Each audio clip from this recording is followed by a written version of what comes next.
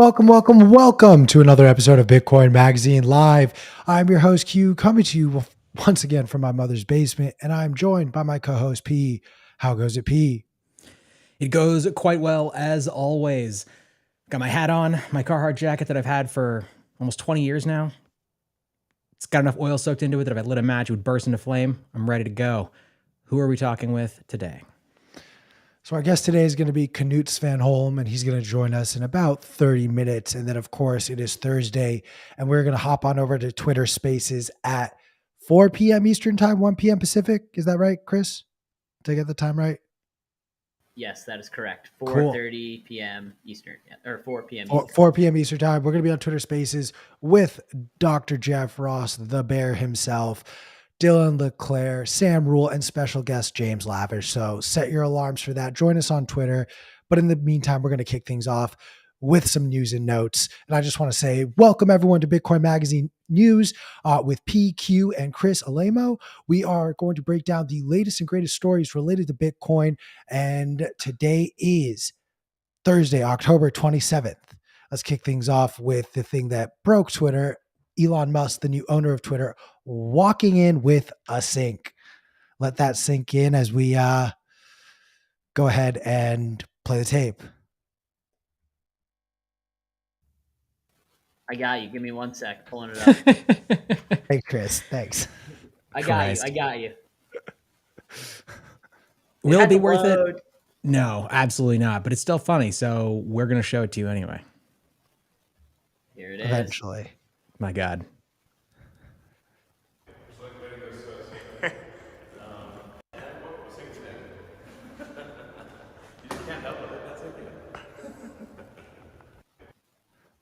I kind of love it. Like You're both fired. That was not worth the wait. That was definitely worth the wait. I told you it was Elon Musk walking into Twitter with a sink. All right. Was funny. Yeah, man. I'm so curious to see whether he actually goes through that. We took a bet yesterday. We said, what was it? 69. No, we said we settled on 420 sats. I think he is going to go through with it. You said, Q, you think he's going to come up with some bullshit reason and figure out how to skip out. But I'll pay you 69 sats right now because I think I'm going to lose this bet tomorrow. Yeah, you're about to lose this fucking bet. No, it's not how this works. 420. Let's go. Yeah, it's exciting times. I know a number of people that work at Twitter. I feel your pain, but also if you have not been to their offices in San Francisco or heard the insane largesse that exists there, it's like walking inside of the horn of cornucopia. You know, the Thanksgiving horn that just like blows food out of it constantly. There's like 5-star chefs in the food hall. It's a magical, wonderful wonderland. Free food everywhere, free everything. Masseuses everywhere. But it is quite insane if you are trying to run a lean, mean, tech-based fighting machine. So we'll see what happens. I mean, they basically print money. So if you think like you just go to the central bank, go to Jerome Powell's office, it's even better. It's magical, apparently. Chris, I know what you're going for there, but there is like the folklore and legend of Silicon Valley tech companies just spoiling their employees, as we've seen in countless a day in the life of a Meta project manager where I just do nothing. Like, I will say Let the record show, project manager is like the vaguest thing in the freaking world. Like literally, like that has been over the last 10 years. I'm a project manager. You can just slap that on any industry, anywhere, ever. And that's like just a way to just give people a salary for no reason. I have one question to bring it back to Twitter and then hopefully potentially Bitcoin. But what is one change that you want Elon to do? B, what is the first change you expect Elon to make in Twitter? Ooh, I'll take this one. So I guess I would assume to be making it more profitable. And obviously, if he thinks cutting 75% of the staff is a way to do that. And to your point, Q, a lot of videos have been like a day in the life of a Twitter employee. I get to this 5-star chef. I like sit in this little pod and get a massage, or like all these different things. Not saying people that don't work at Twitter don't work hard, but it just seems like a lot of wasted money went there instead of fixing the bot problem. I mean, even our accounts are much smaller by comparison to some of the bigger names in the space. And like we post and it's like, you have to show all of like the 50 bots that are replying underneath. I I guess want the to. other thing. Go ahead. I just want to say something because I saw this on Twitter, and it may strengthen or it may weaken what you're saying. But I saw something about how WhatsApp still to this day like has less than 100 employees, and compare that to Twitter where we're talking about 10,000 employees right now and 7,500 of those getting cut. It's like Twitter still has potentially 200x, no, 20x. I can't do math right now. 20x the number of employees that WhatsApp does. Yeah, no, I agree. And then I'll add one final note. You're saying what's the first thing I expect him to do? It's almost like I see him as like a president coming into office where they like do pardons or push things in office. I'm being serious. Like I know he's good friends with the Babylon Bee founder. I believe his name is Seth, and their account was banned. They felt unjustly. He actually apparently called Seth when he was going to be making the acquisition. So I expect his account to be unsuspended. I know a lot of people were waiting on bated breath to see if Donald Trump's account will be unsuspended. A lot of people will be having a conniption if it is. I think Elon.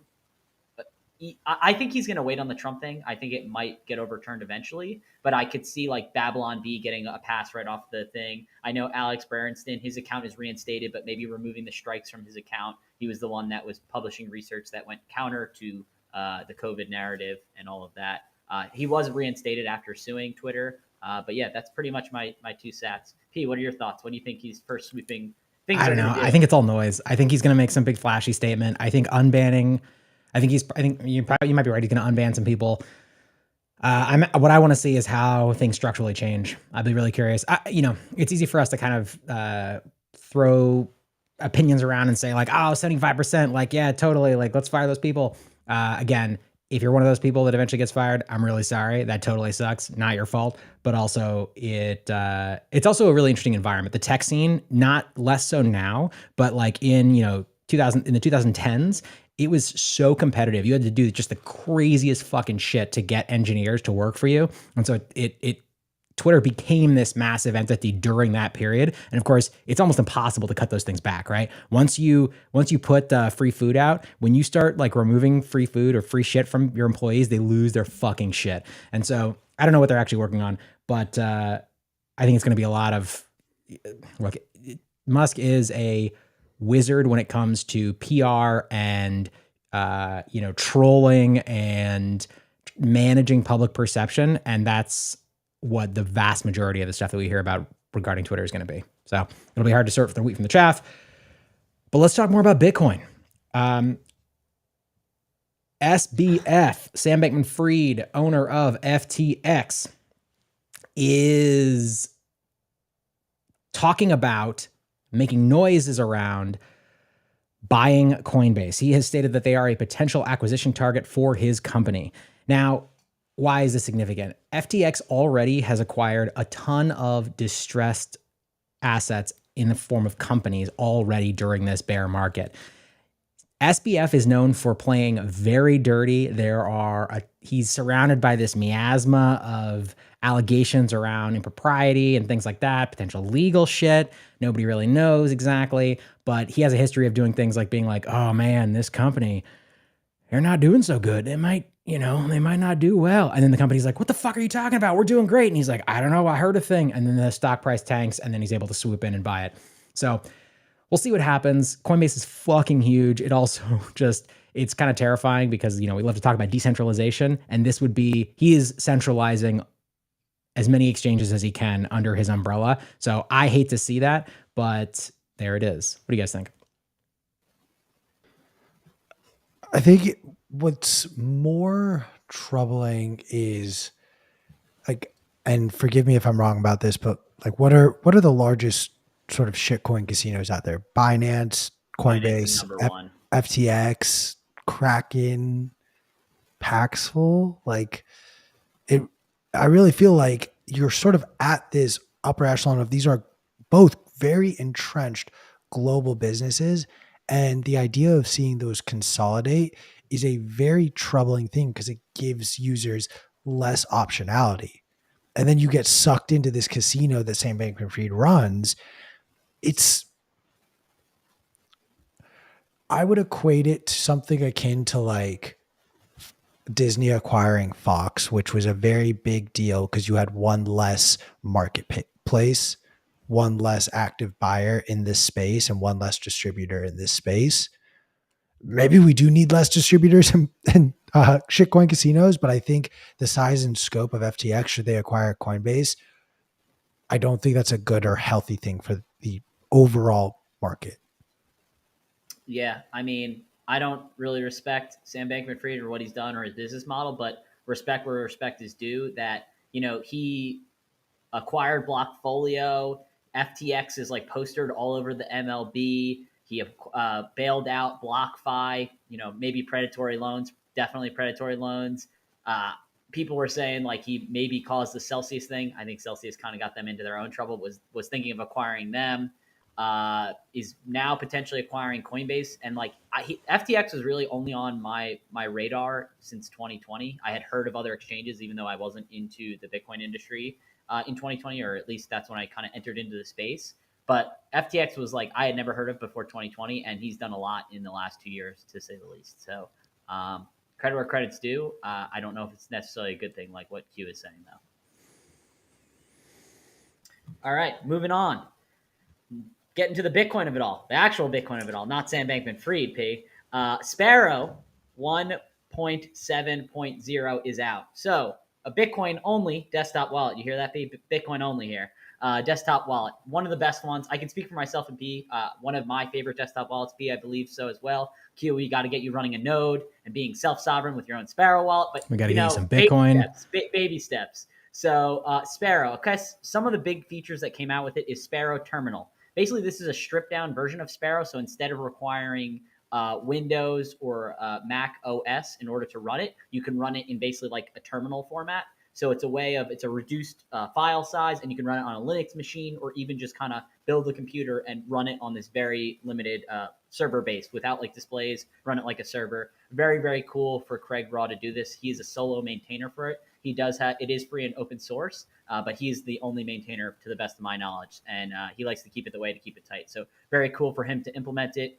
It also allows you to create hot load and watch only wallets, view transactions, addresses, UTXOs, balance, and perform configuration of wallets in a familiar interface, as well as it releases. There are many other features in this release, including the ability to assign aliases to server configuration to hide their URLs and such.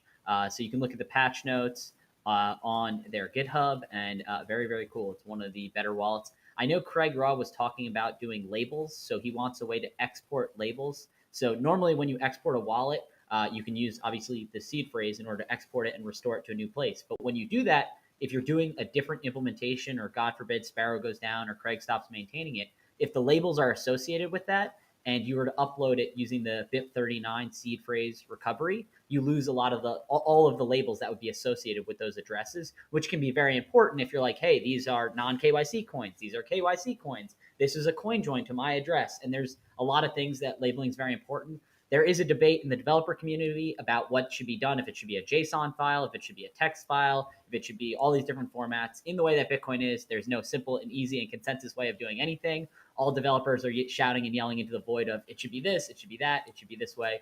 I think Craig Raw is going to go what he thinks is best. But yeah, I'm very excited for label features and exporting those labels in going forward. PQ, anything else you guys want to add? Yeah, totally. I'll jump in there. I think this is really cool. We talk about Sparrow a lot, but it is, in my opinion, the best desktop wallet and coin join coordinator software. So it's the one I recommend. It does a really good job of displaying enough of the interface and the complexity that it's interesting and you can kind of learn as you're using it, but it doesn't display so much that you are intimidated by it. I think it's significant because the more layers of software you have running on any system, the larger the attack surface is. And so the beauty of having a sort of a terminal-based, version of Sparrow Wallet is that you can run this on a much more pared down OS. So you can run this on a very, very small, more security-focused operating system, and then you can put this on top of it, and then there's really a much smaller number of pieces of software running on that computer than you'd normally have if you're trying to use, Mac OS or something like that. So very, very cool. I agree with you on the labeling stuff. It's important for coin control, and excited to see where this goes from here. Let's talk earnings and let's talk Credit Suisse. It looks like things are worse than we actually thought. Their shares plunged 12% as the bank announces huge third quarter losses after a strategic overhaul. Look, what does it mean when they post losses and the market reacts like this? It means the analysts really don't know a whole lot anyways.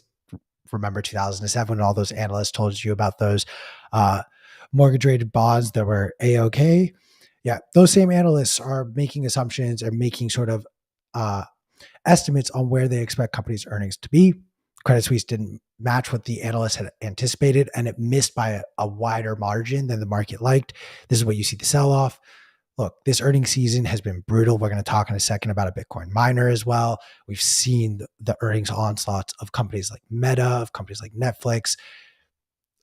I really don't know how anyone is bullish right now, other than if you're just like bargain shopping and trying to catch falling knives right now. So best of luck. Not financial advice, just simply pointing out it doesn't look like it's a very strong bullish market.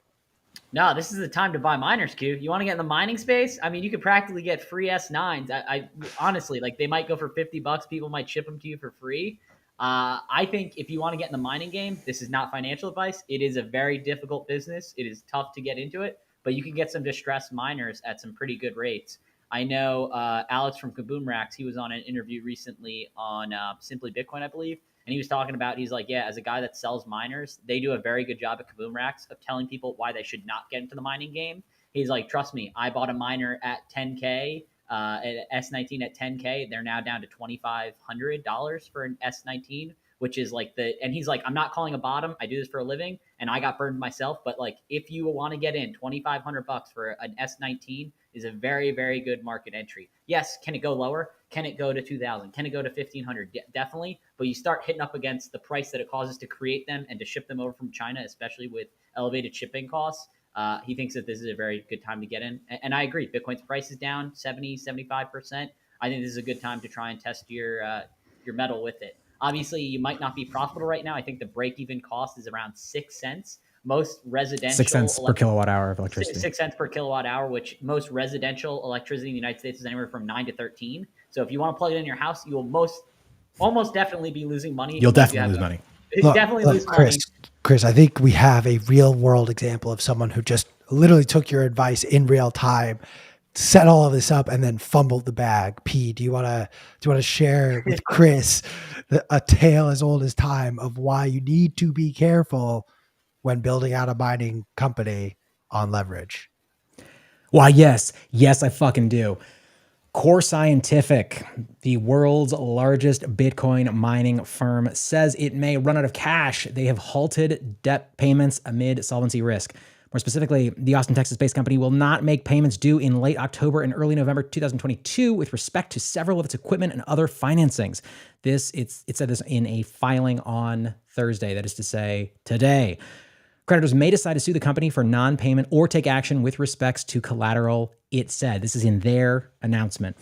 They also say, and this is from No Bullshit Bitcoin, an incredible news source. If you are not subscribed to them, you should be. Substantial doubt exists about the company's ability to continue as a going concern for a reasonable period of time, it said. Shares of the company, which went public in January, fell about 30% in pre-market trading today. They will not make payments, as I said, that are due at the end of this month and in November. This is with respect to their equipment and other financings. The firm reports that it is exploring a variety of options to address its shortfall, including hiring advisors, raising additional capital, or restructuring its existing capital structure. This is a big fucking deal. Yeah, you play fast and loose, or even if you play fairly well with your financing in these types of markets, when the Bitcoin price does things that are unexpected, when the hash rate increases as it has, you can get wiped out. Yeah. Imagine how many Bitcoin OGs have more than 24 Bitcoin, and they're like, yeah, I have more Bitcoin than the leading Bitcoin miner out there. No big deal. Not I, but imagine a bunch of the Yeah. Bitcoin OGs. It is also important to, just to Chris's point, I just want to jump in. It is important to point out, Steve Lipka on Twitter pointed out that they only have on their balance sheet like 24 BTC. So there is not actually a concern about, some kind of mass dumping on the market. That's not the issue here. It's not even an issue. It's just, this is a significant organization that has been in the space for a while. It is a large entity and they may lose access to their shit. Now, their hash rate would just go somewhere else, right? Another company would buy it up. That's perfect distressed asset. And we'd go from there. So this is not a threat to Bitcoin or anything like that. It's just a very interesting moment in the mining industry. I think it's also worth pointing out that based on the amount of Bitcoin they roughly sold, that is actually less than the amount of cash that they still have on hand. So they didn't need to sell their Bitcoin. They could have been using their dirty fiat, which you can clearly take from what has happened here as an example of what they value more, fiat or Bitcoin. And it's the cash on hand. And we've seen a 6-week rise in Bitcoin, and the last time they made it was 4 weeks ago. So they've actually sold at the bottom, quite literally, for Bitcoin, which is pretty funny. Yep. Play stupid games. What's the thing that's trending right now? Fuck around and find out. Of course, our team fucked around and they found out. You didn't even finish the saying. It's play stupid games, win stupid prizes. But no, I was going for fuck around and find out. Yeah, there you go. All right. Did you not see the Billy McFarland video? No. The guy who created Firefest is creating a new Firefest. No fucking way.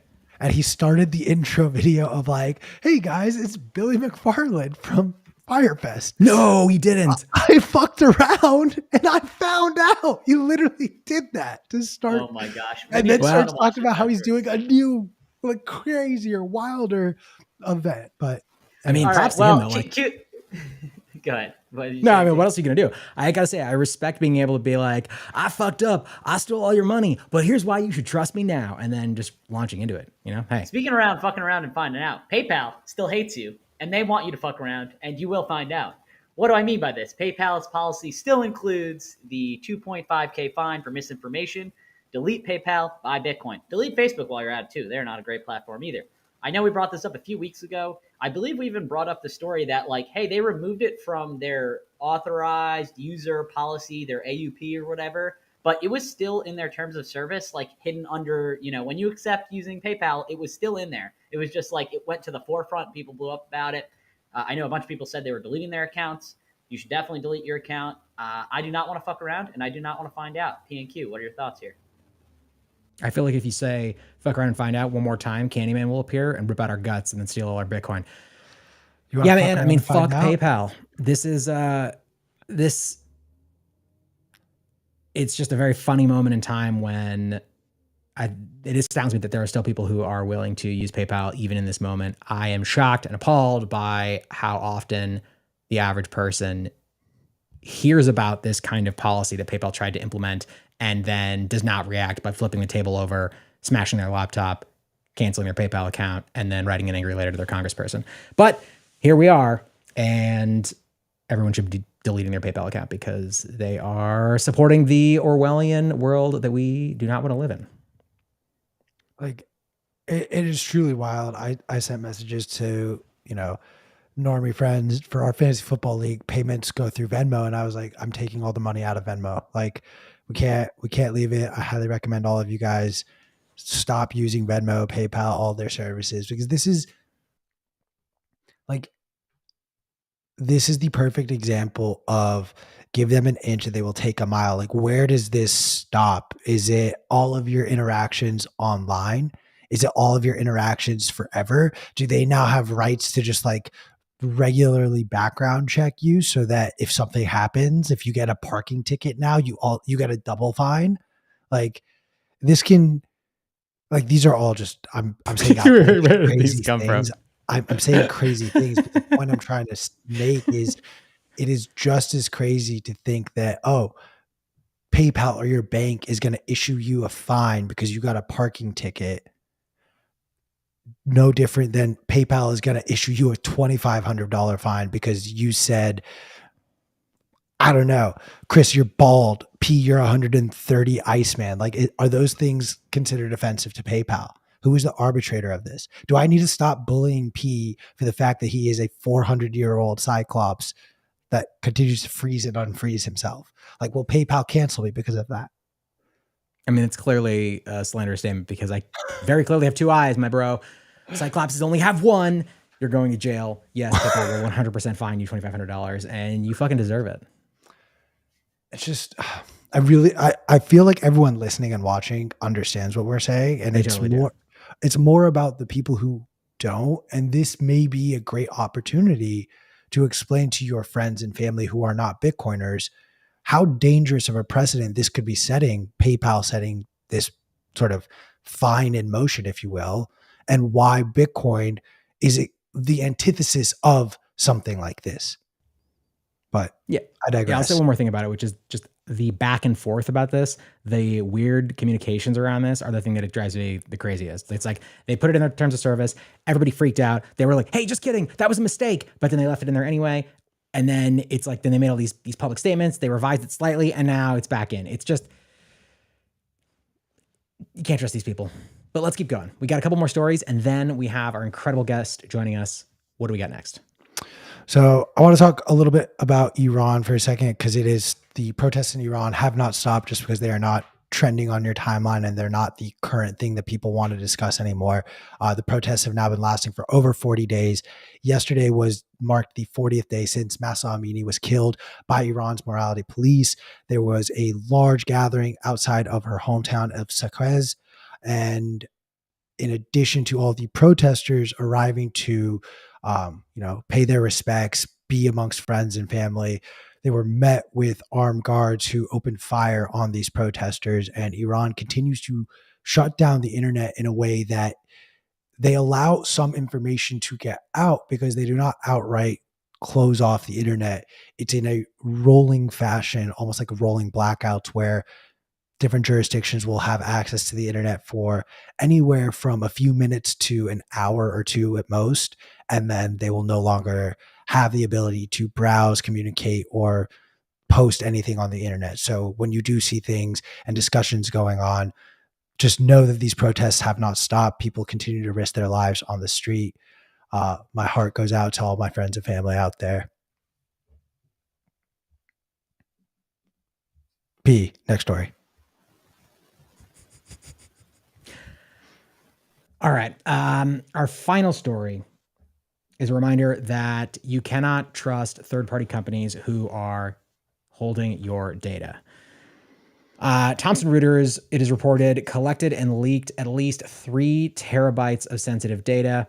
They're a multinational media conglomerate, and they left a database full of their users, their customers' data in plain text. This is like Security 101. You do not store sensitive data that is unencrypted, and you do not store it in ways where a hacker could get access to that database and then immediately just be able to scrape everything. But that's exactly what they did.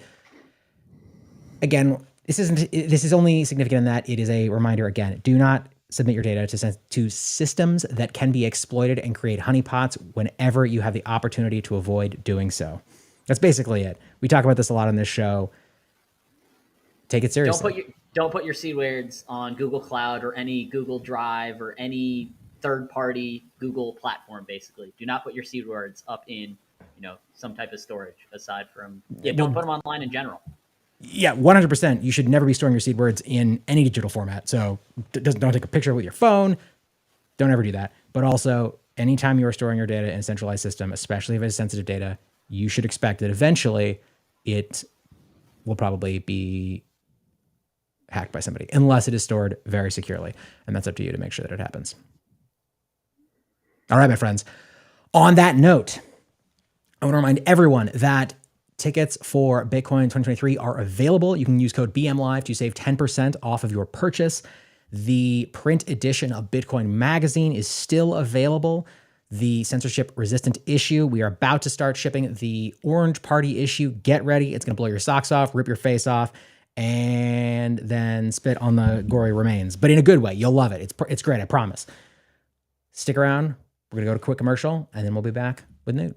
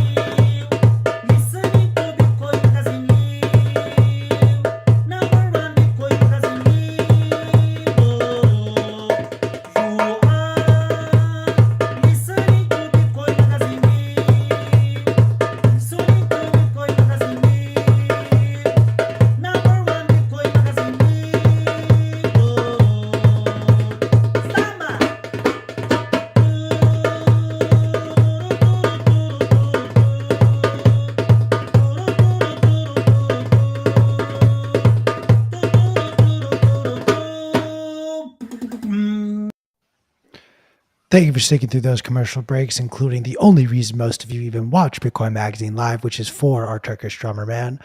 I'm very excited to introduce our guest today. He is the author of Bitcoin, Everything Divided by 21 Million. I had the pleasure of hearing him speak at Bitcoin Amsterdam and have had a few conversations with him as well. Excited to introduce Knut Svanholm. Welcome. Thank you. Thank you. Nice to be here. And nice to see you again, Q and P. It's great to see you. So That's an incredible background, by the way. Yeah, I have this light thingy here that I borrowed from a friend. I'm on Madeira at the moment, so setting up a quick studio here, and I needed to blur out the background because it was flashing. So yeah, there's that reveal. Well, it looks stunning. Can you give us a brief summary, a more in-depth summary of who you are and how you see yourself in the Bitcoin space for the audience? Yeah. Before I forget, though, I'd like to add to that last thing about honeypots there while I remember it, if I may. Please. I had a conversation with a guy in Amsterdam who told me a story about his hometown between the wars, World War I and World War II. They counted, there was a population count in Holland, and they counted the people. And on the form where you registered your name and address and so on, you could voluntarily register your faith, what church you belong to. And of course, some people put Jew. And in this particular town, the library in which this record was held, a relative of this person I talked to in Amsterdam burned the whole thing down. So the honeypot was gone. And they had 25% more survivors during the Holocaust than the other surrounding towns. So that really struck a chord with me, that story, and about the importance of avoiding honeypots. Yeah, I think that's. Oh, are you still there? Freeze. Let's see. I think you're back. Yeah, I was gonna say. Yeah. I think that also drives home a really important point, which is one of the responses that I often get is people say things like, "Well, I mean, but we can trust X entity." And the part of the problem is that even if you do trust that entity, you don't know what's going to happen to that data later. That entity may get acquired. To your point, there may be a regime change, and then that data gets basically, stolen or just requisitioned. And so you just don't know. Once you put that data out there, once that metadata exists, you can never get rid of it.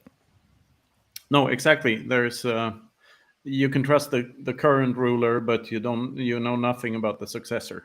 So yeah, just the importance of that thing. Anyway, who am I? I'm a guy who wrote 3 books on Bitcoin: Bitcoin Sovereignty Through Mathematics, Bitcoin Independence Reimagined, and now the latest is Bitcoin Everything Divided by 21 Million, which is also like the sentence I'm most known for, I think. And I've had a completely amazing journey in Bitcoin since 2019, when I brought hand luggage full of books, 50 books, to Riga. The Sovereignty Through Mathematics, my first proper book, and I handed out half of it to important people in Bitcoin, and sold the rest. And the rest is history. Now that book is recommended on MicroStrategy's website, hope.com, and I got to speak in Amsterdam, and I'm a very happy boy. Do you mind, sharing how you were orange pilled? And I always love asking, when you first learned about Bitcoin, like, what was your initial response? Because I think for most people, most people didn't understand Bitcoin when they first heard about it and turned away from it. Well, I don't remember my exact story, like what year, or I guess it's 14, 15-ish, that era. I know I started writing about it in 2017 after having taken an online course in 2016. And looking up to Andreas Antonopoulos, just the idea of this guy flying around the world talking about Bitcoin and how awesome that seemed. So, but one of the things I do remember is being baffled by the idea of something on computers which could not be copied. And that thing in itself caught my attention very much, because I grew up with a Commodore 64, very basic computer, and I taught myself how to program at a young age. And the first program you learn in BASIC is 10 print hello and 20 go to 10, and then magic appears because the screen says hello, hello, hello, hello over and over again. And you quickly realize that everything on a computer can be copied. So then this thing shows up that cannot be copied. And to me, that was sort of like, oh shit, someone invented a time machine or something, because that's quite profound. The nature of data itself is that it's copyable. It's just ones and zeros.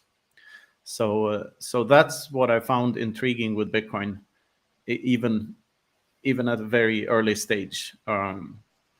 And I had a very short shitcoin period because of that. I invested the giant sum of $10 into shitcoins, $1 in each, and 8 of them went down and 2 of them went up. And I thought to myself, I'm never going to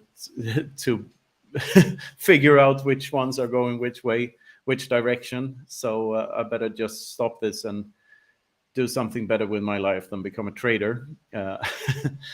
So yeah, and I enlisted to that course, and I got all this knowledge, and I thought, what am I going to do with this now? So, and I had just read Skin in the Game by Nassim Taleb, so I thought, why not start writing about it and attach my name to it and see where it leads? And here we are. And here we are, and you're in Madeira, and I know you and I were talking a little bit about what you're doing in Madeira, but for our audience who's not aware, do you mind sharing? Yeah, I ended up by sliding on banana skids back and forth throughout the world for the last half year, since Bitcoin Miami, really.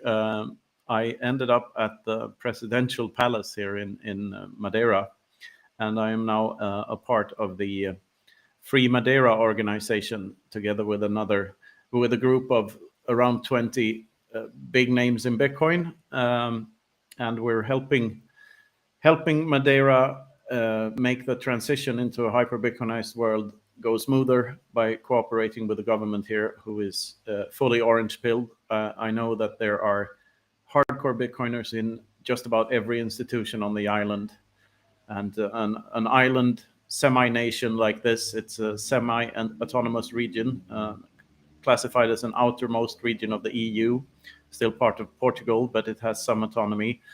And this island could set an example for similar regions in the EU, or in Europe, I should say, to take this step instead of the other. Because the way I see it, we have 2 choices at this point on this continent. And one is Chinese-style authoritarianism, constant boot to the face, Orwellian nightmare CBDC future, which most people seem to prefer. Or we have Bitcoin, which is the other horse we can ride, the Trojan horse that will set us free and stop believing in that these alleged emperors have clothes, which they don't. The borders do not exist, and we could just cooperate voluntarily instead of under threat. I don't know if you guys saw that video that was circulating online, I think 2 days ago, of Europe. And it was a time lapse of just a map of Europe and how the borders have changed so much for the last 1,000 years. And it's just a reminder that these borders were just figments of our imagination that honestly are not older than most of the buildings that they essentially close off from the rest of the world. Like the streets walking around Amsterdam, we were talking about this. The buildings you would walk by in Amsterdam were there longer than the current setup of the EU has even existed. But for most people, they've known both of those things to be true forever, just like they've known the US dollar to be the global currency forever. So it's really hard, I think, for people to grasp and shift their mind. I'd love Yeah. it if you could talk about like what does it take for people to start to unlearn all of these things and start to learn, just, dare I say the truth? Dare I just simply say Bitcoin? Yeah, same thing. I mean, walking downtown in Amsterdam is wonderful. It's a beautiful town, and it's beautiful because it was a free market place. Like a lot of the free market ideas originated from there, and the Hansa and so on, and trading with the US and whatnot. A lot of the town has a lot of trading history. And the older I get, the more I realize like how long, or rather how short a lifetime is, but that history is not that far back, just a couple of generations back. None of these, like you say, all the borders were different, and different ideas ruled the world than they do now. And we think the world is static, but it's anything but. It's very dynamic, and it changes all the time. So I just want to be on the right side of history, and be on the good team rather than the bad team. That's the way I see it. I think you need sort of an inquisitive mind to be curious about Bitcoin in the first place. And if I can play a part in helping people become more inquisitive, then that's sort of what I want to do. I want to provoke thought in people. In your keynote, you were kind of talking more on the philosophical side and the benefits of Bitcoin, and in particular, just having this openness to think about things in life differently. Can you give us an example of a younger Knut and things that he thought, and what happened to make you change your mind and what you think about and how you think differently about it now? Before you answer that, I have a question. Yeah. Is your name pronounced Knut or Newt? Knut. With a Okay. The K saying is not You are silent. literally the worst pronunciation for names. I businesses, beg your like- forgiveness and crave your indulgence. Yeah, I'll yeah. never make the same mistake again. Everyone apologies. makes the same. Apparently not Q. No, Knut corrected me the first time we ever spoke, so I will not act like I'm Oh, did perfect. I? However, P, you are absolutely notorious for butchering names, and especially the names of companies. It's true. It's true. English words, right. I'm exceptional at, but names, I fuck it up every time. Knut, please continue. All right. That was a great question. I realized yesterday while browsing YouTube that Pink Floyd's The Wall movie had a huge impact on how I view the world. I saw that when I was 16, and it was pretty profound. Yeah. I thought it was pretty profound at the time.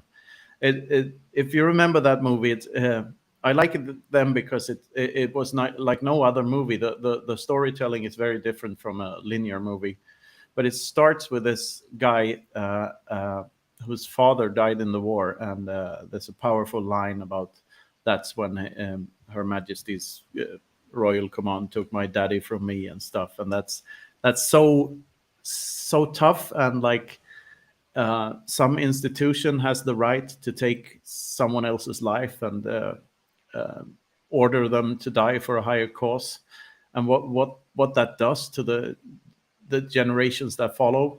And of course, after that, there's the whole school system thing where you have this meat grinder factory mashing people together into voting cattle. So I think in hindsight that movie probably had a big impact on how I view the world and how I detest collectivism. But more than that, then I grew up on the countryside with a liberty-minded father, and I sailed the seven seas, as many of you know. I worked on a tall ship for 8 years, and I saw a lot of different countries. Even when I was a kid, I lived abroad a couple of times. Half a year in Mozambique when I was like 10ish, or 10 or 11, and in Tanzania and some other places. So I guess I was less inclined to believe whatever national lies were around at the time. Remember the 80s in Sweden, we had no commercial TV channels and no commercial radio channels. It's all state owned. And it is still to this day, to a large extent, there's a subsidy systems that big media companies get the money from the state. And of course, they don't bite the hand that feeds them. So there's that. But in the 80s, it was really cut off from the rest of the world. We got to watch cartoons once a year during Christmas Eve. That's when we got to see Donald Duck once a year. So that's how growing up in Sweden in the 80s was. It was pretty dark in hindsight. Yeah. So I guess all of those things influenced my thinking. Yeah. I want to talk though about time preference, and yeah. For our audience members who maybe don't understand this, could you help them understand what's the difference between a high and low time preference? Yeah, a high time preference is when you prioritize quick satisfaction, when you don't delay gratification. So if you're robbed of everything you own, you adopt a high time preference because you need food to survive, and you need shelter to not, in most places, you need shelter not to freeze to death at night. So you become a high time preference individual that prioritizes short-term gains, which also makes you prone to, crime and, bad decision-making, short-term decision-making. And a low time preference is the opposite of that. That's when you think about the future and you think about forthcoming generations, you plan ahead, and you build something for the future. And I believe that a high time preference and a low time preference are on the same scale as fear and love. Because a high time preference to me is a fearful state of being. And what's the opposite of fear? The opposite of fear is love. So adopting a lower time preference, or being able to adopt a lower time preference because you have more capital and a more certain future, that allows you to be more loving to not only your fellow human beings, but to yourself. And I think this is the killer app of Bitcoin, is that it makes us better human beings. It makes us friendlier to one another, and also friendlier and more loving to ourselves. We can afford to take care of ourselves and take care of others to a larger extent. And this is, my talk was about this to a large extent. It ties into something my grandfather said, which is that which you can do without, you own, which is something that's been stuck in my mind ever since the first time I heard it.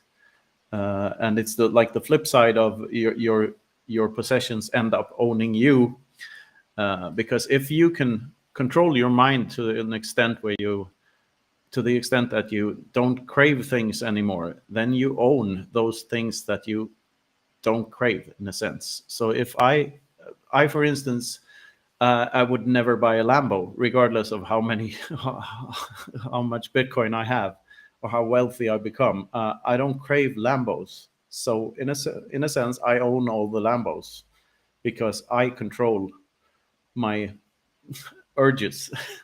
And I think Bitcoin is like a gateway drug to that insight. Sooner or later, Bitcoiners come to the realization that they don't need that much shit in their life. Material things matter less and less the longer you are in Bitcoin. And it's going to be very interesting to see how this plays out, because in fiat land, as we know, in order to become rich, or when you do become rich, you buy a load of shit, bling bling, and crap that you don't need. And I think this reverses on a post-hyper-Bitcoinization. We'll have an abundant future without overconsumption, because we won't crave as much shit as we do now.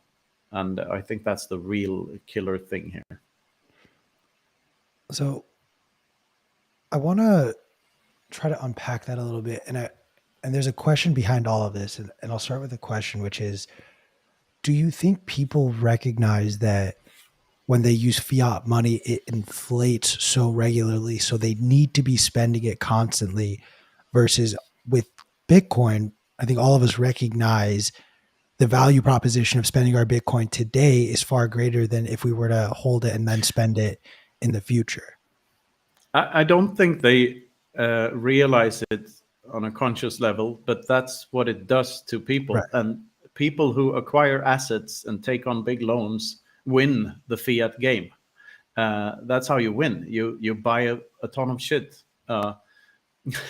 including houses, for instance. Yeah, Pete, your house is a shitcoin. Yeah, real estate is a shitcoin, right? Fair. I saw some metric from the US that over half of the real estate bought in the US last year was not for people to live in themselves, but for Airbnb use. So it's becoming this you'll own nothing and you'll be happy is playing out in front of our eyes. But I prefer the you'll owe nothing and be happy future of Bitcoin, because just replace one letter and you get the Bitcoin future, which is you accumulate capital first and then you consume if you're willing to part with your Bitcoin. And the longer you hold your Bitcoin, the more you realize what valuable they really are. And that's where I come to the second prediction about the future. And that is that I've experienced it even now, because I've collaborated with a whole bunch of Bitcoiners, and they've given me stuff. They've given me their services and physical stuff, like Fractal Encrypt's art pieces, for instance. And, they've helped me with translations and proofreading and editing and animations and narrations and you name it, all for free. We very rarely exchange Satoshis with one another. And that sort of leads me to the conclusion that us being nice to one another is just Gresham's law on a Bitcoin standard, because we find our stacks to be so valuable, so we're willing to stake our reputational capital instead, and that is the less valuable coin if you compare the two. So I think there's a connection there, and that's why I think that the necessity for money to exist at all goes down on a hyper-Bitcoinized world. That's the real scaling solution. Fewer transactions are necessary.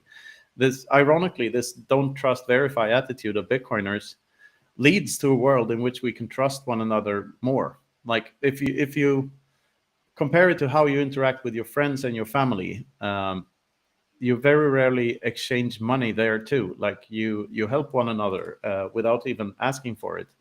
And this is sort of where I think Bitcoin is going, or people in Bitcoin are going, towards a state where we're always incentivized to help one another. I mean, it's not only the time preference thing, but it's also pumping our bags.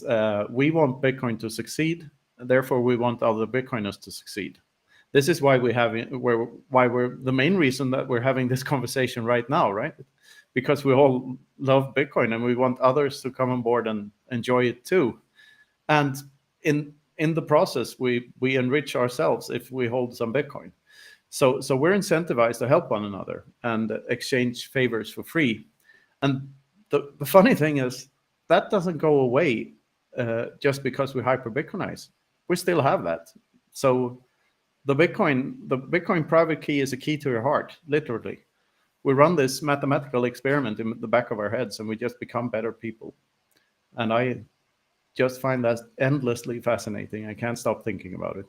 It gives me hope. One of the things that I really enjoy thinking about is the incentive structures that Bitcoin creates. And one of the sayings that resonates with me, not because it is actually the case, but because it is a succinct way of talking about the incentives, is Bitcoin is for enemies. Given everything you just said, I'm curious what you think about that statement. Does it resonate for you? Does it feel incorrect? Yes and no. I love that it's for enemies because it makes us less of enemies. It makes us friends. It removes the profit motive from violent behavior against one another, so that we're incentivized to live and let live. If I want to steal all your bitcoins, P, I put a gun to your head and I say, You bastard. Give me all your bitcoins. You one-letter name. This is Anyway, the worst insult anybody has ever said to me. I'm gonna need a moment. Yeah. It's Knut, not Nut. Here, give me all your bitcoins, and you give me, say, 0.01% of all your bitcoins, and I think it's all of it. But you may still have like 99.9% of it left. I cannot know because, as I put it in the second book, when you cannot know how much another person owns, which is the case right now for every person on Earth, by the way, and you cannot take it by force, because of this scenario I just played out here, then there's no better way to enrich yourself in interacting with this person than by providing something of value back. So we're incentivized to trade rather than be violent. The old saying, when goods and services don't cross borders, soldiers do. It's the same thing here.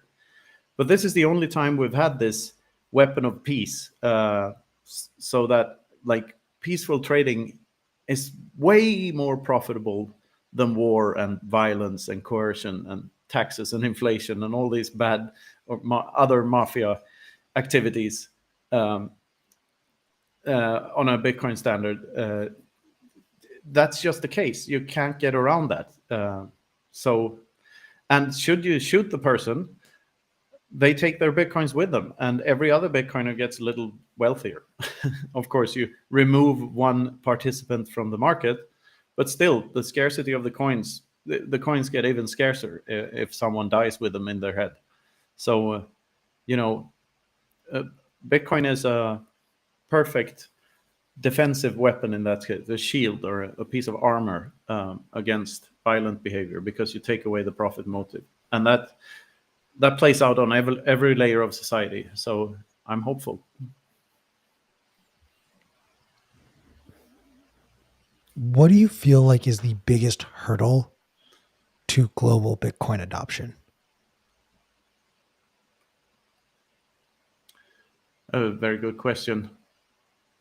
Time. The hardest question to answer is how long this will take. I think it's inevitable at this point. I think we're past the point of no return. And I also think, some people say that a lot of Bitcoiners say we shouldn't take it as inevitable because that will make us lazy and we won't be as protective of the network as we should. But I think there's an argument to be made for Bitcoin optimism, the opposite argument, that we should take it for granted. Because the Pascal's wager actually works on Bitcoin. If I act as if Bitcoin exists, I actually increase its chances of success.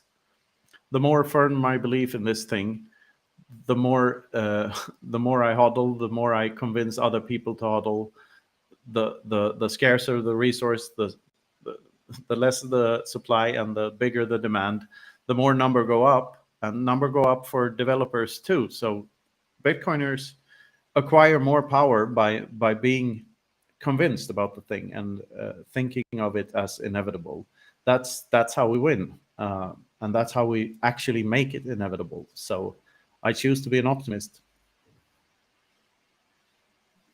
I feel like, and you even said it, I'm going to steal your words from the stage, like rather than calling ourselves Bitcoin maximalists, we should just call ourselves Bitcoin optimalists.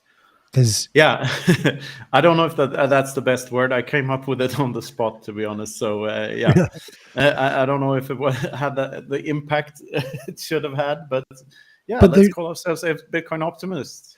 Optimists. That's a good word, I guess. There's so much truth to that too, though, because to your point, like I don't think you can be a Bitcoiner without being optimistic that there is some ulterior option or path, and to not become sort of this debt slave in a fiat system that just traps you and you're sucked in and you have no other choice but to work a job you don't want to pay off the debts that you didn't want or need, to buy the Lambo that you never should have bought to begin with. Yeah. With the exception of P, of course, P being the most pessimistic Bitcoiner of all. I love how you're just like, P is this, P is that. He's a cyborg I'm from trying another to see if dimension. I'm genuinely trying to see what the line is on PayPal of will me bullying P on this show cause me to It be takes more fined than that, my friend. $2,500. Takes far more than that. You've seen my Bitcoin wrench with all the knives taped to it. I'll fuck you up. I do still have a Venmo account. I don't have a PayPal account, but I do have Venmo.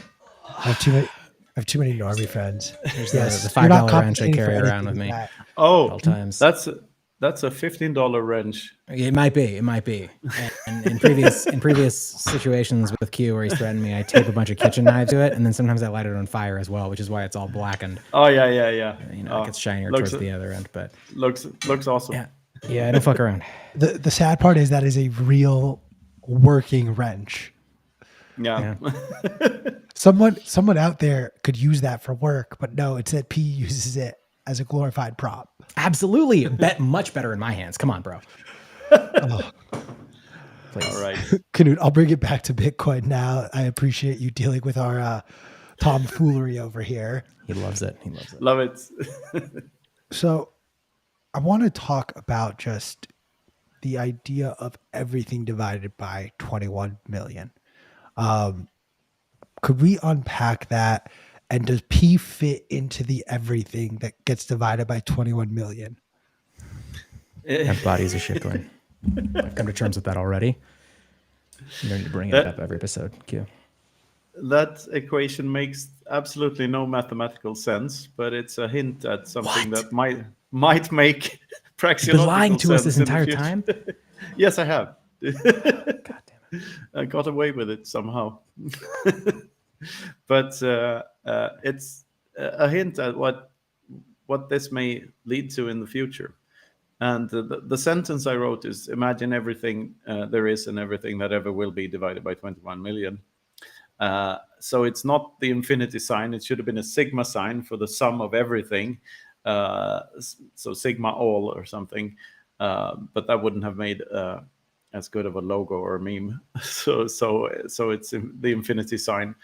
But yeah, if all fiat goes to shit, there is only Bitcoin left. Everyone realizes that they should accept nothing but Bitcoin for their goods and services. Then we live in a hyper-Bitcoinized world, and we know that our Bitcoins are probably our most precious possession because it's the scarcest thing on earth. That will just keep on playing out. I see no end point to hyper-Bitcoinization. It just keeps on getting better. Yeah, maybe. So, I mean, a lot of people talk about Bitcoin absorbing the value of gold.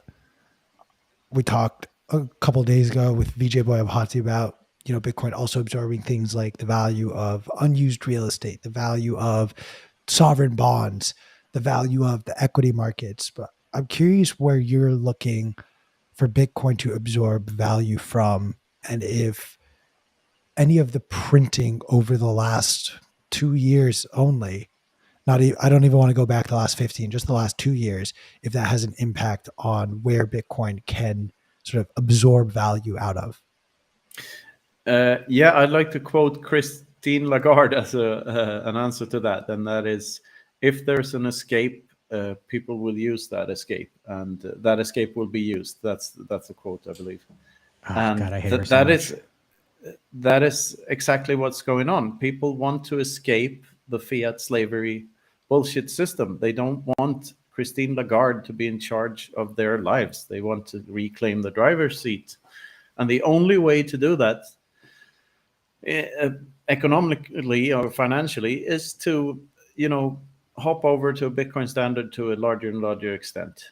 That's what you can do. And to me, using Bitcoin is not only spending sats or even receiving sats or even hodling sats. Using Bitcoin can be anything, really. I mean, in theory, I could have made my entire Bitcoin career without ever hodling a single Satoshi. Am I a Bitcoin user still? I think the line is, where do you draw the line?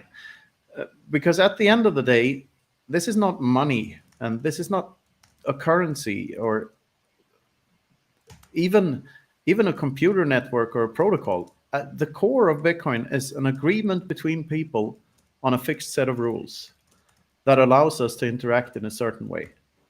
So that's all it is. And if that's all it is, then everything is just information and communication. And a Bitcoin address can be generated by throwing a dice 99 times, and then you can receive Bitcoin, actual Bitcoin to that address via an SMS. So it's just the knowledge of that, and like that we have that capability, gives you enormous options when you think about it and what that does to how we interact with one another. Because the way I see it, like if the most popular game in the world is chess, board game, and the rules of chess are known to a great many people. So we all play by the same rules. So if you play by the rules, you can play with all the other chess players in the world. You can choose to meddle with the rules and play by some other rules, like without rooks or without queens or without pawns or whatever. And then you get to play with a couple of people, but not all the chess players in the world. And even if some chess organization claims that this is a new rule here, we're going to this, and puts a stamp somewhere on paper, chess players will not, follow that. They will go to they will still play by the old rules. And if chess.com changes the rules, they will go to some other website and play chess there, right? And that's what Bitcoin is. It's the rules of chess. It's a consensus between people, between the Bitcoin users. It's an agreement on a fixed set of rules. You can play chess cash with a 64 times 64 squared board with the same number of pieces or less, and it's just empty and there's no one there to play with. And that's Bitcoin Cash. You can play some other complicated fucking game that no one understands. A couple of nerds can have a very fun time with playing, some World War II board game that takes four days to play, and you have little miniature pieces. And that's Ethereum. So have fun with that. Like that's fun, but no one else is going to play with it. And and that's the beauty of Bitcoin. It's simplicity and how it's just an agreement on a fixed set of rules. If you play by those rules, the game is human interaction. That's the entire game. Another way of interacting with one another. So, yeah, I choose to play that game because it's the best game I've played in my life. It unlocked so many doors, so it's just ridiculous. So I choose to play that game. And we can all do that. We can all benefit. Yeah, well, You seem so disappointed to hear that all of your Bitcoin has absolutely no value and it's just data. It's just mathematics. Yeah. I'm shook. My entire life is spooling out before me in my mind's eye. Have you ever thought of, just to that point, have you ever thought of, I think about this a lot, if the words money and cash, peer-to-peer cash system and so on were never mentioned in the white paper, but the white paper just said, here, we found a way to make data resistant to replicability, or we found a way to prevent things from being copyable on the internet. And and it described a way in which we could interact with each other using this thing, but never mentioned the word money or cash or like. Then all of these, high-profile financial people wouldn't talk about it. And to be honest, like, it's sort of they haven't really seen the extent of the Trojan horse, what this thing is. Like, I believe some of them have to, but the fact is, El Salvador has no Bitcoins. MicroStrategy has no Bitcoins. Some It's guy custodied by other people. Yeah. Some guy has the private keys, and some guy can take those keys and go fuck off to somewhere else and use them for whatever. Like, that's the core of this thing. It removes all of these fictitious organizations, and it illuminates the fact that they never existed in the first place. They were all just figments of our imagination, including countries, nation states, religions, central banks, normal banks, all of it, bureaucracy, the EU, the US. It's all just ideas, and we have a better one now. Except Bitcoin. That starts from the individual and ends at the individual, and that's Bitcoin. It's empowering to us. Yeah.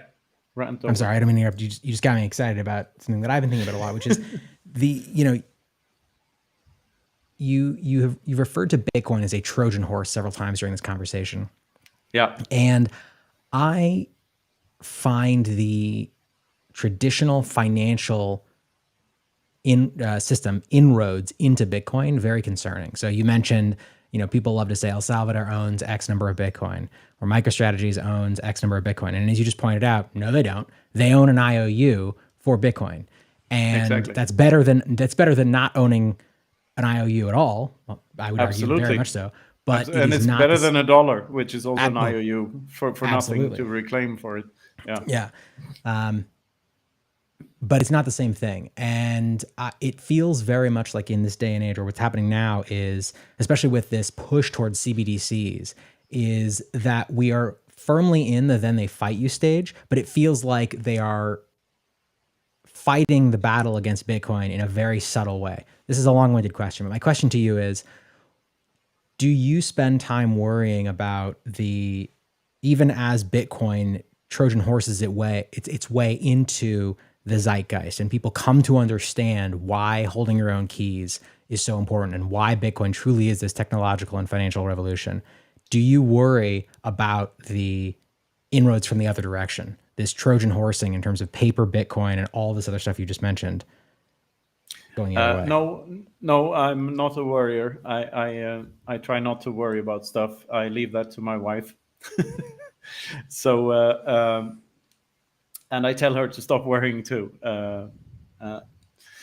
because it's going to play out the way it's going to play out, and I can do very little about that. I can do very little about the flows of fiat money from one institution to another, and how institutions will handle Bitcoin or anything else for that matter. What I can do is try to educate people on what this thing really is and how individuals can front run all of these organizations by just acquiring some of their own and book a front seat to the future of mankind in doing so. That's my role in this. And like I said, I think a fast hyper Bitcoinization is preferable to slow one always, because of how much it removes violence from the equation. So the sooner these old institutions crumble down, the better. I mean, look at the fall of the Soviet Union. Everyone in Russia went to sleep being a communist, and when they woke up, no one was a communist anymore. So it just disappeared overnight. So that's one way this might end. The other way might be like the Roman Empire, that people believed still existed for hundreds and hundreds of years after there was nothing left of it, really. But the world moves so fast these days, and we have communications techniques. I mean, we have this video conferencing thing. We have social media with all of its flaws, but we still have it, and we can migrate to a new network. And everyone in Bitcoin still knows each other. So even if Bitcoin fails, we still have our connections. But add together social media, Zoom calls, and Bitcoin, and you have such a powerful force. So I don't think I don't think any institution will ever be able to stop that. I think they overestimate their power to an enormous extent by thinking they can do anything about this.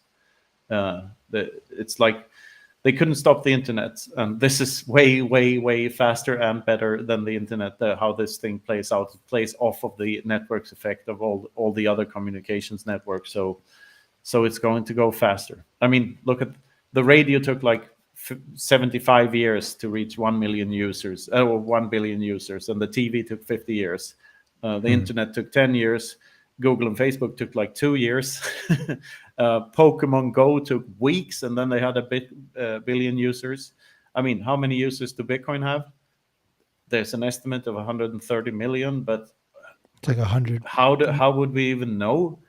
The thing we can know is that addresses with 10,000 Bitcoins or more are shrinking in numbers, and addresses with 1 Bitcoin or less are growing in numbers, which means that redistribution of wealth happens automatically on a Bitcoin standard by doing the exact opposite of those who claim to be redistributing wealth are doing. We're actually redistributing wealth. So I just enjoy having a front seat to this spectacular show that is going to play out in front of our eyes the next couple of years. Interesting. Yeah, I mean, I'll sit there with popcorn and a drink and enjoy myself. That's how I plan to live the next couple of years.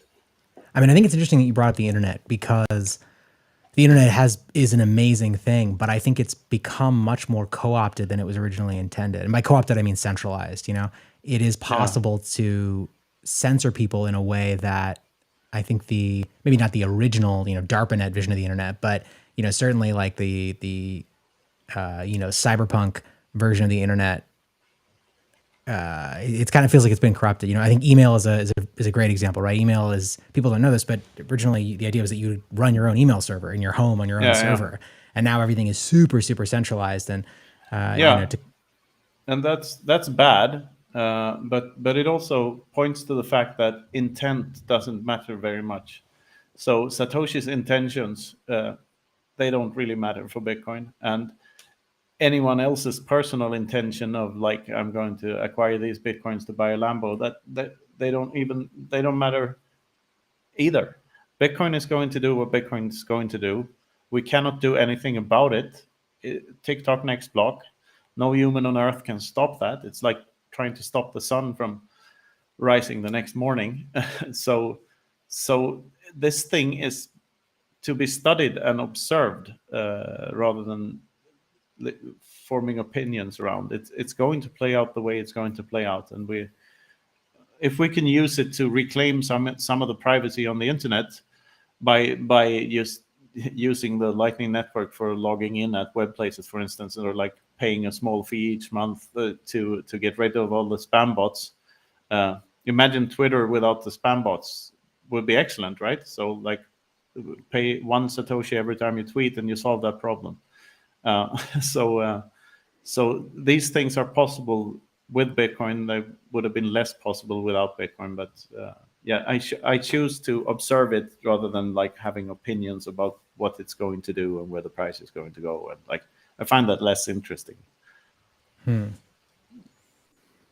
guess I feel this this responsibility to like encourage people or help people understand the importance of like privacy and self-sovereignty. Absolutely. It's very important. Like, but it's a separate thing, but it's still important. It's like that story of the honeypots we started the conversation with. Avoid honeypots. That's a very good starting point. Like,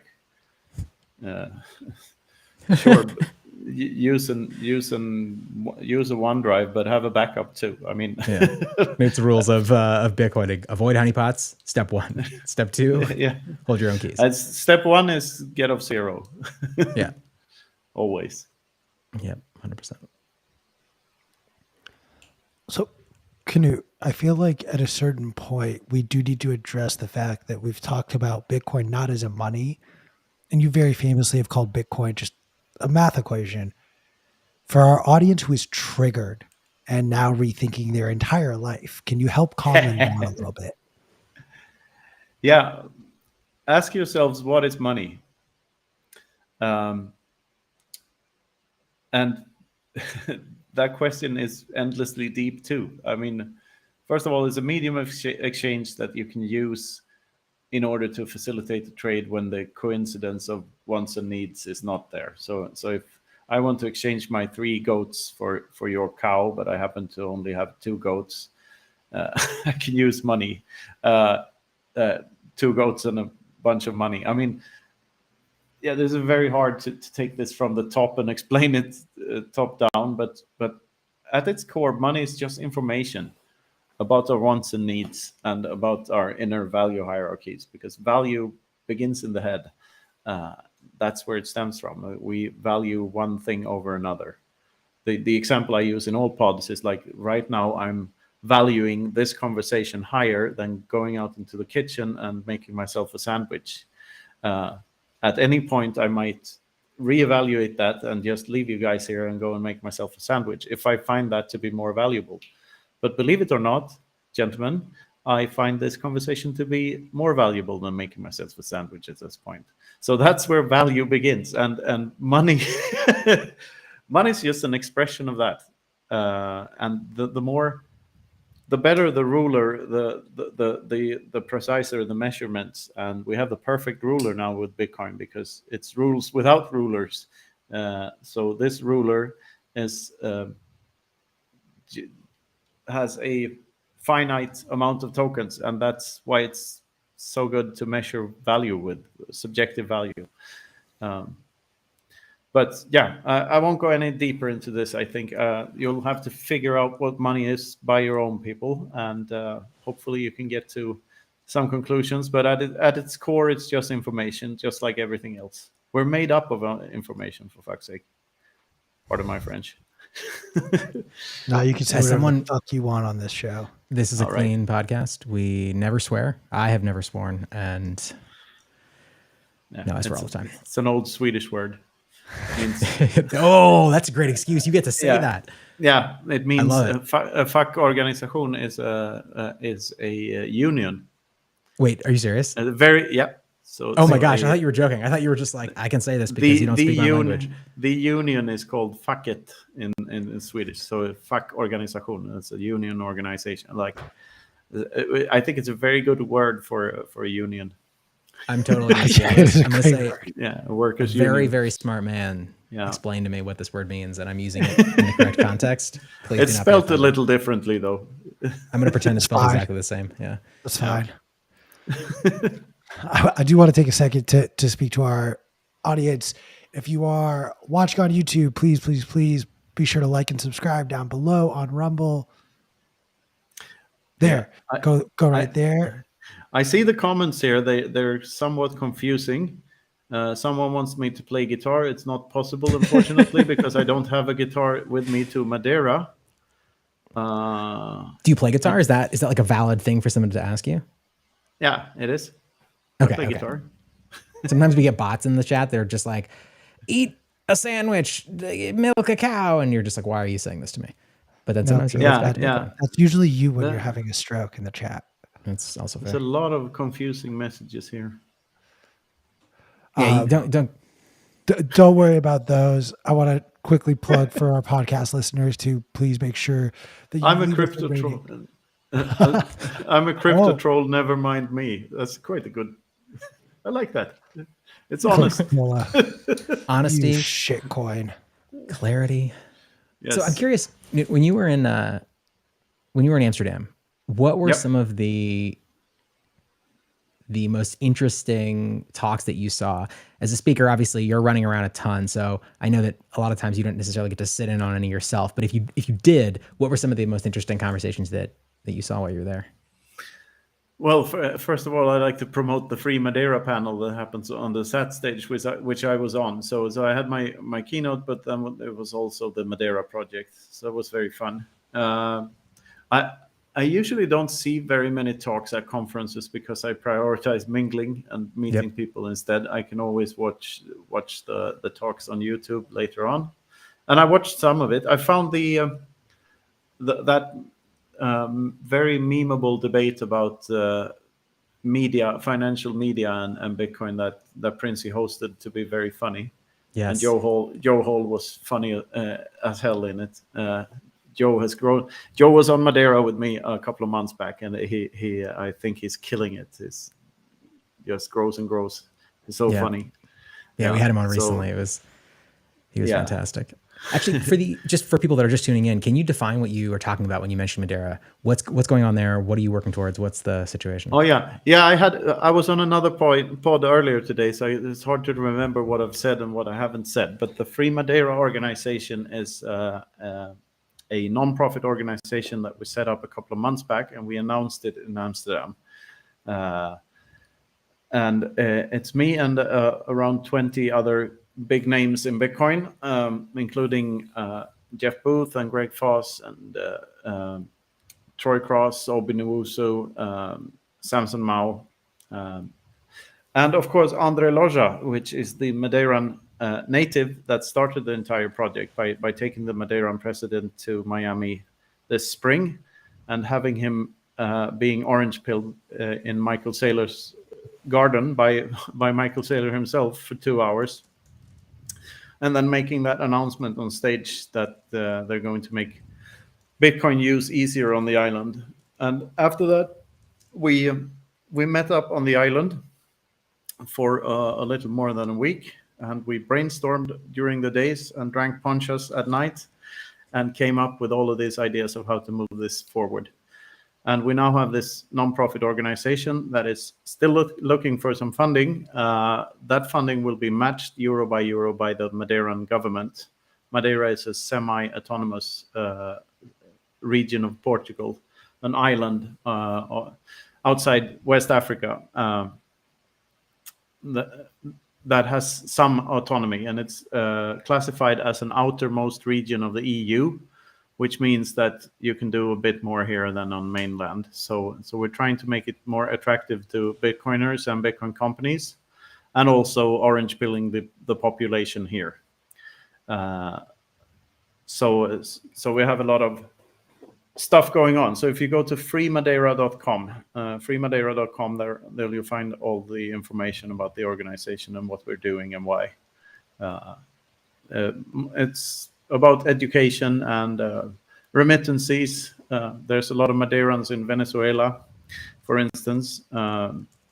It's about, we talked to the energy company about, attaching miners to wind farms and stuff, and all sorts of Bitcoin related things. So we're doing our first meetup here on the 4th of November. So if you want to come see me and Nico Laman and Andre Loja at a meetup, we're having a meetup at Cowork Funchal on the 4th of November. So come see us there, and we'll talk about Bitcoin. Yeah, or watch the video from Amsterdam, and you get to know more about it, or from the Amsterdam conference.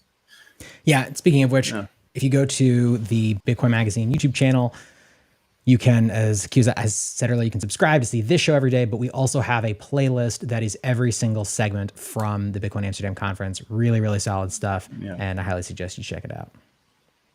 Yeah. Including the one we were just talking about. To add that about the talks, I attended 2 other conferences just after Amsterdam. So right after Amsterdam, I flew to Sofia, Bulgaria, to an excellent conference there, and traveled around in a bus with a couple of Bitcoiners for 4 days. I'm thinking of making I survived 4 days in a bus with Greg Foss t-shirt. That's an incredible feat. Yeah, it is. And greetings from Bulgaria. Hello, Bulgaria. Nice to see you again.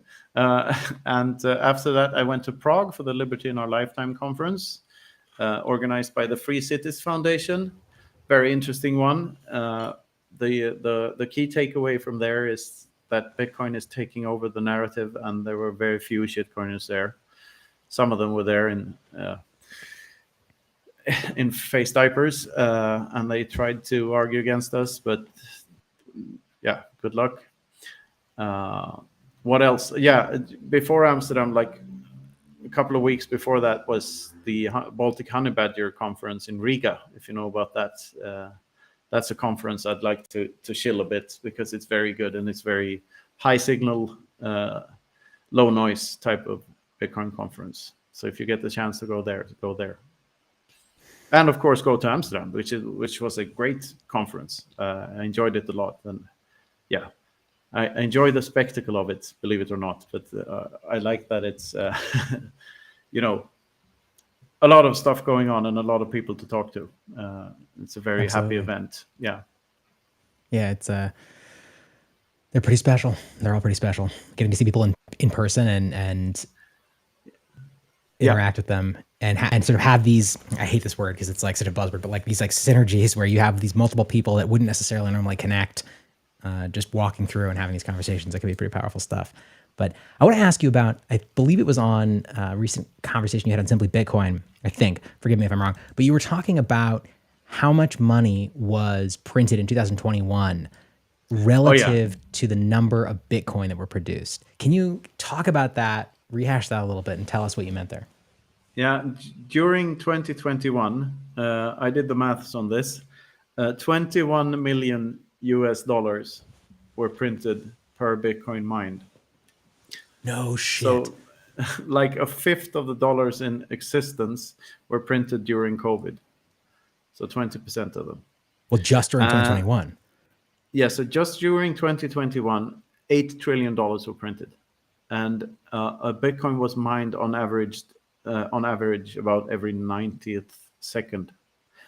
So if you do the maths there, you get to the figure $21 million per Bitcoin mined. And I think it's so poetic, and it gives you a hint at where this is going. Yeah. So I love it. Take away what you want from that information. And so, because as will I will too. What do you take away from it? Yeah, buy Bitcoin, sell all the crappy kleptocurrencies. Fair enough. They're not for you. They're for the people with the money printer. Fair enough. Maths is awesome. I did the maths. Lol. Hello from Scotland. Hello, Scotland. I think that's one of the most like that is a very clear way to define the value of Bitcoin, because I think something that a lot of Americans lose sight of is we see the price of Bitcoin always priced in US dollars, but Bitcoin is priced in every currency around the world.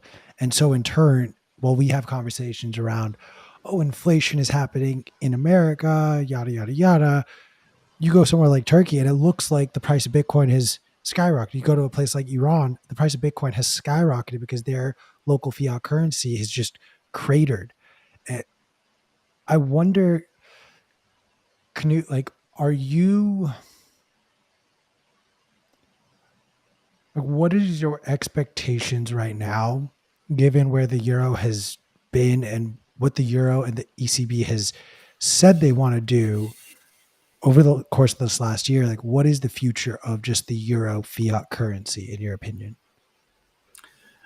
It looks pretty bleak, to be honest. Like when they talk about price limits on energy, that's like a very clear sign of the beginning of the end. Price controls that never ends well. So I think they pressed the gas pedal a bit too far down this time, and it's going to be hard to break this impending car crash. Higher and higher energy prices in Europe during this winter, and meteorologists predicting a colder winter than usual on top of that. No more Russian gas and nuclear power plants being shut down, reactors being shut down everywhere. Which is the funny infuriating. the funny thing is that Europe did this to itself. Like we left children in charge of things that should have been run by adults, or not run at all, preferably, but left to rules without rulers, which is like that's the most adult thing there is, I guess. But it's not looking good.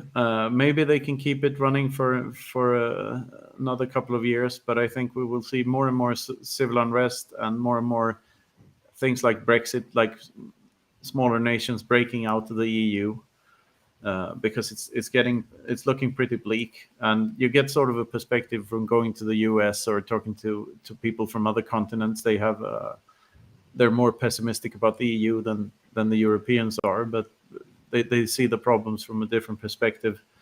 And like there's no real on a global scale, there's no real need for the euro to exist at all, right? So I think it's going to drop in value compared to the dollar still, and the nations that still have their national currencies, they're going to fare even worse. I've seen that myself with my native Swedish krona that has gone down in comparison to both the euro and the dollar.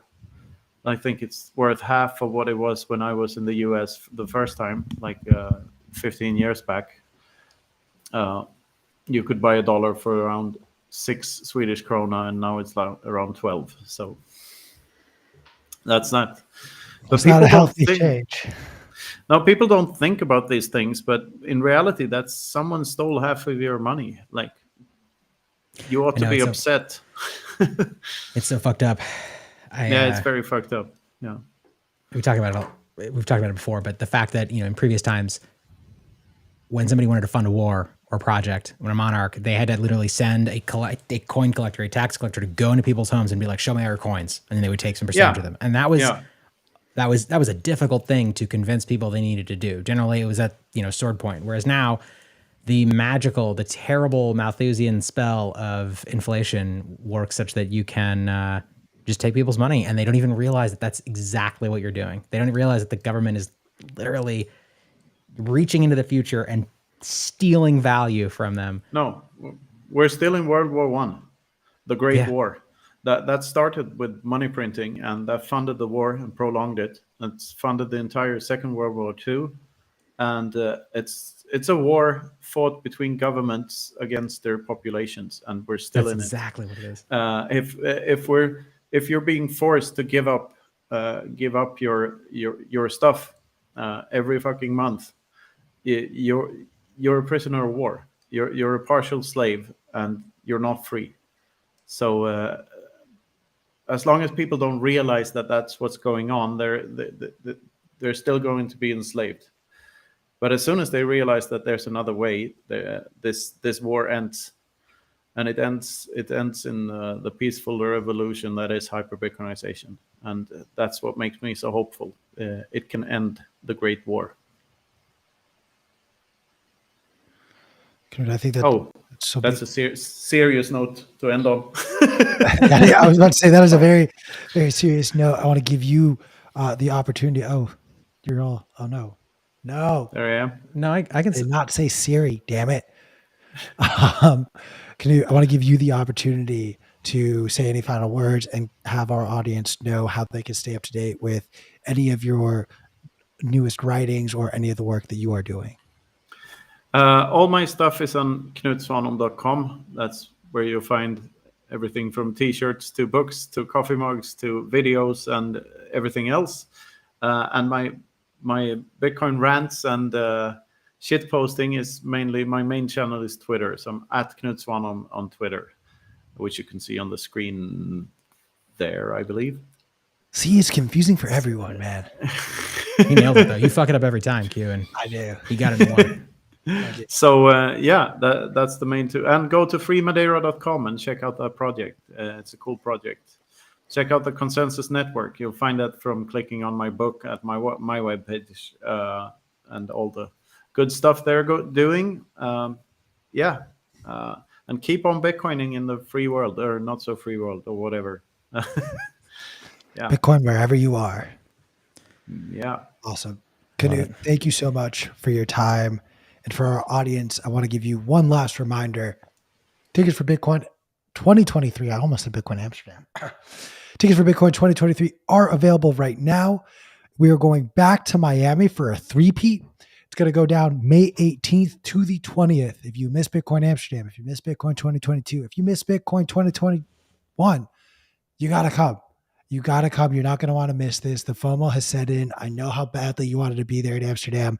Make it out to Miami. Use promo code BMLive to get 10% off of your tickets today. And of course, the censorship-resistant issue of the Bitcoin print magazine, is available at your Barnes & Nobles, or you can use promo code BMLive to get 10% off of that and a subscription to get the Orange Party edition. Come join us on Twitter in about an hour and change. One last thing. What are we doing tomorrow, Q? We're not going to be doing BM Live as usually scheduled. We've got some incredible stuff we're working on, but we will be doing a Twitter space, correct? Yeah. We're just going to hang out on Twitter. Probably, let's just say to play it safe, 2 p.m. Eastern time. All right. Rest assured, we will let everybody know. You can follow us on Twitter if you are not already. Shame on you. But if you are, you'll get the tweet and you'll see exactly what time we're going to start. It'll probably be at, 2 p.m. Central Time, 3 p.m. Eastern.